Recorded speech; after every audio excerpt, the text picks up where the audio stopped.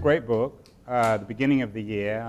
I reread it on the plane coming back from Europe last week. It's a really excellent book for those of you who haven't read it. But maybe you could tell this audience something about why you wrote the book and what it was saying. Well, I was inspired, as many folks were, about the 2008 Barack Obama campaign, that new platform for engagement. You had 35,000 self-organizing communities coming together, that Yes, We Can campaign. Remember, change starts from the bottom up. And I remember on Election Day, the president said, I want to continue the conversation. And I thought, finally, this guy gets it. He made the point that one-way conversations are dead. We need to continue to have a two-way conversation. And he wanted your voice to be amplified after Election Day. Amen. And he created a new platform for engagement, moving away from myBarackObama.com to change.gov. You can Bing it, Google it, Yahoo it. Right now, you can still see the static page. And he had this very infamous meeting, town hall, thousands of folks participating, and millions online. Said, what's on your mind? What should be the top priority? Not just for the first 100 days of the new administration, but for the next decade or two in America as we regain our moral authority around the world. And on the homepage, if you looked it up, it would talk about, again, 2008, the war in Iraq, war in Afghanistan, war on terror, climate change, issues of the financial meltdown. What's on your mind? And famously, unprecedented number of people came together, and he opened up the envelope on that day. And the number one priority for the American people during that transition with this new platform of civic engagement, the top priority was legalize marijuana. The president's reaction was almost exactly your reaction. And the online community was furious. And what's our reaction? Well, laughter, sort of shock, horror? Like, sort of give me a break, right? I mean, it may be important to you, but come on, man.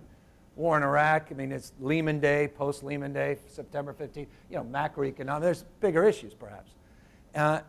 And so what he did is what 9 out of 10 politicians would have done, no, 99.9% of them.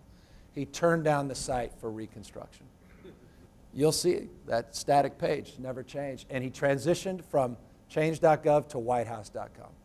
That bottom-up candidate, yes, we can, change starts from the bottom up, now has turned into a top-down president.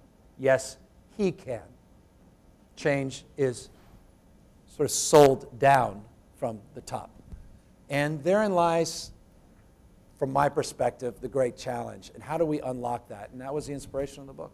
My name is Elizabeth Stark. I'm an entrepreneur and open internet advocate and was very involved in the movement against SOPA, which was the largest protest in online history. 18 million people participated.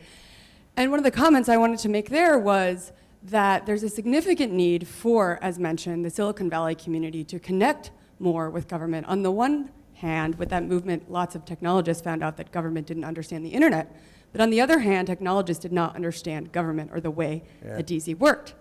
And one potential means for, you're talking a lot about the platforms, for more engagement would be one in which we have better tools to connect citizenry. For example, a lot of the tools we use for SOPA were one-time use, kind of using Twilio or other just tools that different startups developed.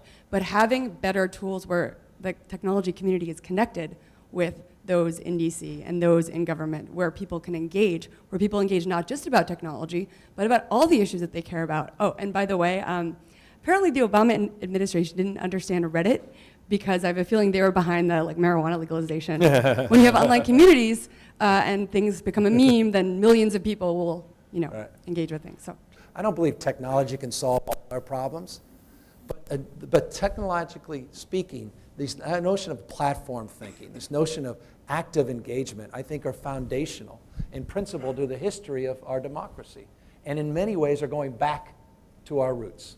And so that's, it was de Tocqueville said, we're unusually civic, America. We need to rediscover our own country and read our own history.